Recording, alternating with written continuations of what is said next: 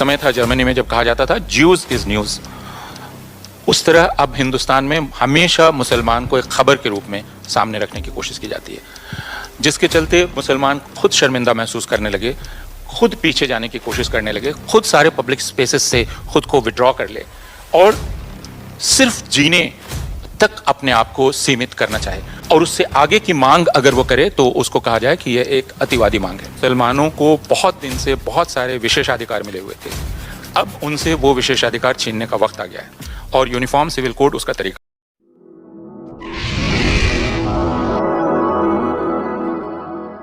मैं एम गुलरेज तहरीक पॉइंट में आपका इस्तकबाल करता हूँ।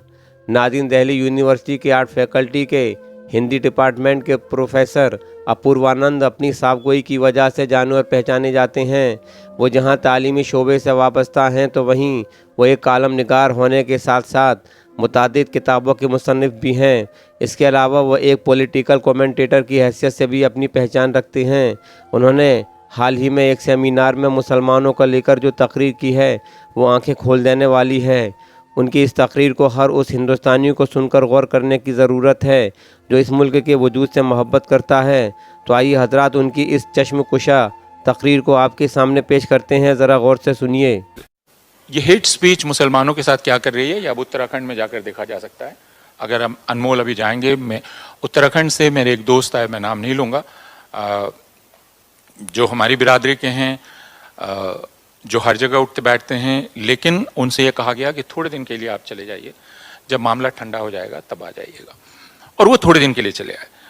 तो पूरे भारतवर्ष में अगर स्थिति देखी जाए, मेरी यूनिवर्सिटी में मेरे सहकर्मी ये बतलाते हैं कि उनके क्लास में अगर कोई डिस्कशन होता है तो उसमें 5-6 लोग बिल्कुल खामोश रहते हैं। वे 5-6 मुसलमान हैं, 60 की क्लास में या 55 की क्लास में वो खामोश रहते हैं, वे चर्चा में हिस्सा नहीं लेते। और यह चीज़ है जो हासिल कर ली गई है अब भारतवर्ष में, और इसको यह कहा जाता है कि भारतवर्ष में दरअसल कुछ खास नहीं हो रहा है। ये करोड़ों का मुल्क है, इस करोड़ों के मुल्क में अगर 2-4 लोग कहीं मारे जाते हैं या कहीं कुछ होता है, अब अभी कांवड़िए निकल रहे हैं उत्तर प्रदेश में। अभी आज की खबर है अखबारों में, और आप सब लोगों ने, कुछ लोगों ने उसको ज़रूर पढ़ा होगा कि उत्तर प्रदेश के कुछ इलाकों के में यह ऐलान किया गया कि यहाँ अब गोश्त की दुकानें नहीं खुलेंगी। गोश्त की दुकानें नहीं खुलेंगी, मसला सिर्फ ये नहीं है, बल्कि उनके गोश्त की दुकानों को काले कपड़े से और ढक दिया गया। इतना ही नहीं किया गया, 114 ऐसे मुसलमानों को पुलिस स्टेशन बुलाया गया और उनसे कहा गया कि उनको बुलाया गया है पीस मीटिंग के लिए, और बुलाकर उन्हें कस्टडी में डाला गया और जेल भेज दिया गया। क्यों?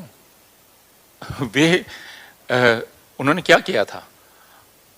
गोश्त की दुकानें चलाते थे या कुछ और करते थे, लेकिन पुलिस ने कहा उनको अंदेशा है कि वो आगे जाकर कुछ कर सकते हैं, और इसलिए उनको प्रिवेंटिव कस्टडी में डाल दिया गया। वो जेल में है सिर्फ इसलिए कि वे मुसलमान हैं। तो मुझे पता नहीं कि हम किस चीज़ का इंतज़ार कर रहे हैं। हम अगर अभी भी ये इंतज़ार कर रहे हैं कि 2000, 4000, 5000 मुसलमानों के कत्ल की खबर जब तक नहीं आती है तब तक हम समझेंगे कि कुछ भारतवर्ष में नहीं हो रहा है और सामान्य चल रहा है, तो भारतवर्ष एक बहुत असामान्य अवस्था में है। और एक तरह का मनोवैज्ञानिक जनसंहार भारत में चल रहा है। दूसरी चीज़ जो चल रही है वो यह कि हिंदुओं को इसका यकीन दिलाया जा रहा है कि उनको अब इसका पूरा अधिकार है कि वे किसी का भी अपमान कर सकते हैं, किसी को बेइज्जत कर सकते हैं, किसी के भी साथ जैसे चाहे पेश आ सकते हैं, और ये एक नया सेंस ऑफ एम्पावरमेंट है जो हिंदुओं को दिया जा रहा है। अलावा इसके कि यह भी उनको बतलाया जा रहा है कि अब राज्य पूरी तरह से आपके पीछे है। जैसे उत्तर प्रदेश में हेलीकॉप्टर से अगर डिस्ट्रिक्ट कलेक्टर या बाकी तमाम लोग फूल बरसा रहे हैं कांवड़ियों पर, तो इससे एक एहसास है कि अब यह राज्य का धर्म है। हम शेंगोल की बात अभी कर ही नहीं रहे हैं, जो शेंगोल संसद में स्थापित किया गया, जिसका एक बड़ा प्रतीकात्मक अर्थ है कि जब वह संसद में स्पीकर की कुर्सी के बगल में शेंगोल स्थापित किया गया, और जिस पर हम लोगों ने जिसको बहुत गंभीरता से नहीं लिया, मैं कहूँगा। वक्ती चर्चा जो भी हुई, वक्ती उत्तेजना जो भी हुई, लेकिन यह एक प्रतीकात्मक परिवर्तन है। तो ये देखा जा रहा है, जिसको हम लोग ऐसे समझते हैं कि हिंदुस्तान में 3 तरीकों से काम किया जा रहा है। एक, कानूनी तरीके से मुसलमानों को पूरी तरह से किनारे किया जा रहा है, और वो कानून ट्रिपल तलाक जैसे कानून हैं, वे तथाकथित लव जिहाद वाले कानून हैं, वे एंटी काउ स्लॉटर कानून हैं, और दूसरे तरह के कानून हैं। तो ये एक कानून का रास्ता है।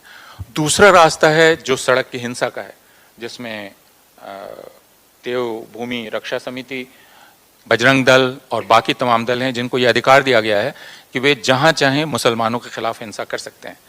तीसरा तरीका है मीडिया के द्वारा मुसलमानों के खिलाफ रोजाना प्रचार करना, अहरनिश उनके खिलाफ प्रचार करना, और इस तरह की बेतुकी बातें करके भी उसमें या तो कुछ लोग मजा लेते हैं या फिर कहते हैं इसमें कोई खास बात नहीं है।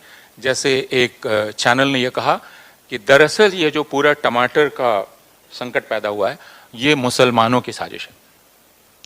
अब इसको सुनकर आप बिल्कुल हैरान रह जाएंगे, लेकिन यह एक संभावित थ्योरी के रूप में पेश की जाती है कि यह हो सकता है। तो ये 3 तरीके हैं जिसमें आप कानून बनाएं, फिर आप सड़क पर हिंसा करें। तीसरा तरीका है जिसमें आप मुसलमानों के खिलाफ रोजाना प्रचार करते रहें।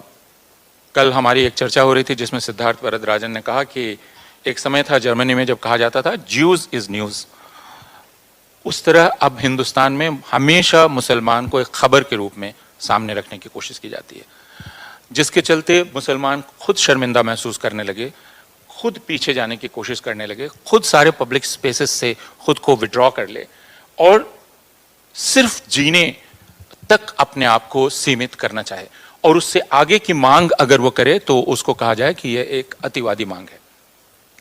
लेकिन मेरी समझ से यह सब कुछ बदला जा सकता है, और वो सिर्फ एक तरह, और ये मैं आखिरी बात अभी के लिए कह के अपनी बात खत्म करूंगा, वो ये कि अब शायद हमें बहुत ज़्यादा की उम्मीद नहीं करनी चाहिए। यह कि हिंदुओं के दिल में मुसलमानों के लिए बहुत सारे पूर्वग्रह हैं, जिन पूर्वग्रहों को उन्हें दूर करना चाहिए। जैसे कि मुसलमान 4 शादी करते हैं तो हम आंकड़े पेश करेंगे और कहेंगे कि नहीं पॉलीगैमी उनमें उतनी नहीं है जितनी हिंदुओं में है। फिर कहेंगे वो बहुत बच्चे पैदा करते हैं, तो फिर हम आंकड़े पेश करेंगे और कहेंगे नहीं फर्टिलिटी रेट देखिए अब यहाँ हो गई है, यहाँ हो गई है।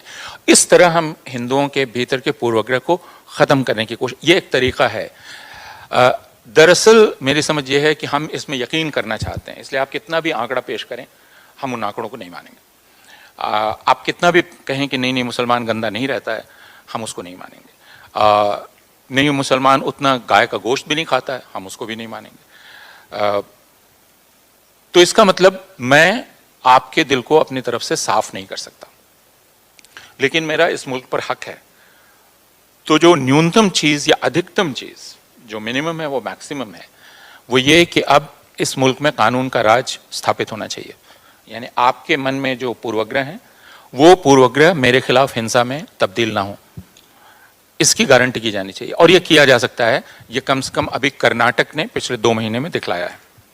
कर्नाटक के 2 महीना पहले के कर्नाटक की खबरों को देखिए और अभी 2 महीने के कर्नाटक को देखिए, जिसमें कर्नाटक सरकार ने बहुत सख्ती से सारे हिंदुत्ववादी संगठनों को कहा है कि एक भी मसला ऐसा आया आपके साथ बहुत ही सख्ती से पेश आया जाएगा। और कर्नाटक में 2 महीना पहले जो रोजाना घृणा अभियान दिखलाई पड़ रहा था, रोजाना हिंसा की घटना दिखलाई पड़ रही थी, अभी 2 महीने से बिल्कुल खामोशी है। हम नहीं कह सकते आगे रहेगी कि नहीं, हम नहीं कह सकते कि राज्य का तंत्र रहेगा नहीं, लेकिन राज्य के मुख्यमंत्री और उप मुख्यमंत्री ने सारे पुलिस अधिकारियों को और सारे जिला अधिकारियों को और सारे प्रशासनिक अधिकारियों को बैठाकर कहा कि आपने ये होने दिया है और आज से आप इसे नहीं होने देंगे। तो भारत में जो तब्दीली हुई है पिछले 8 वर्ष में, वो तब्दीली ये हुई है, और इस बात को भी कहा जाना चाहिए कि हम हमेशा राजनीतिक शक्तियों को कहते हैं कि पॉलिटिकल पावर रिस्पॉन्सिबल है, लेकिन हमें यह कहना चाहिए कि जिम्मेदार वो प्रशासक है, वह पुलिस अधिकारी, वह जिलाधिकारी जो वहां पर है, और वह यह कह के नहीं निकल सकता कि ऊपर से आदेश आए। और अब यह कहा जा सकता है कि भारतवर्ष में कानून व्यवस्था की जिम्मेदारी जिनको है उनमें से 90% से ज़्यादा लोग इस्लामोफोब हैं। और यह एक बहुत ख़तरनाक चीज़ हुई है। और यह भी कहा जा सकता है कि भारतवर्ष में पहले जो अल्पसंख्यकों को विश्वास था सेना पर, वह विश्वास भी अब काफ़ी कुछ हिल गया है। तो हम एक ऐसी स्थिति में हैं। आगे क्या होगा, कैसे होगा, यह कहना मुश्किल है। लेकिन जैसे कर्नाटक में किसी भी तरह सत्ता परिवर्तन किया गया और कानून के राज को स्थापित करने की कोशिश की गई, वह न्यूनतम, कम से कम जो अभी का मैं कहता हूँ मैक्सिमम है, उसे अचीव करने की, उसे हासिल करने की हमें कोशिश करनी चाहिए। आखिरी बात मैं आपसे कहना चाहता हूँ कि जिसको आप कहते हैं कॉन्सेप्ट, तो वो कॉन्सेप्ट क्या है यूनिफॉर्म सिविल कोड का? वो एक नाम है ना, एक एम्प्टी शेल है, और उस खाली खोल में आप मानी भर रहे हैं। मानी कैसे भरे जाते हैं? यूनिफॉर्म सिविल कोड की सबसे ताज़ा बात किस तरह से की गई, तो आप उस संदर्भ को हटा नहीं सकते। प्रधानमंत्री अमेरिका की यात्रा से पहुंचे, पहला बड़ा भाषण उन्होंने जो दिया, उसमें उन्होंने 3-4 बातें कही। उन्होंने कहा कि मुसलमान बहनों के साथ बहुत अत्याचार हो रहा है और मुसलमान बहनें मुझे अपना भाई मानती हैं। मैंने ट्रिपल तलाक का कानून लाया, उससे उनका बहुत भला हुआ, तो मैं उनका भाई हूँ।